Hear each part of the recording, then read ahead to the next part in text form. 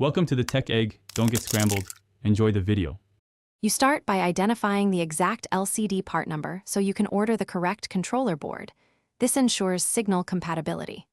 Once done, power down and remove the bezel and hinges, keeping screws organized.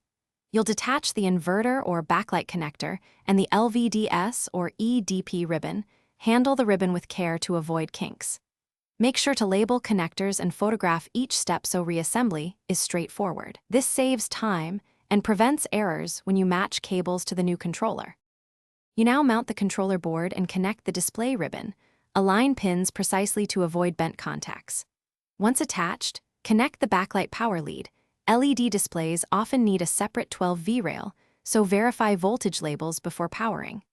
Use standoffs or foam to isolate the board from the panel and route cables away from hinges and sharp edges. Make sure the power adapter matches the controller's input rating. A wrong voltage will damage the board. Test with a temporary power connection before final mounting to confirm image output. You complete the build by securing the panel into a frame or VESA bracket and placing the controller in an enclosed, ventilated area. Once assembled, power the adapter and boot your source. Check for proper resolution, color balance, and consistent backlight brightness.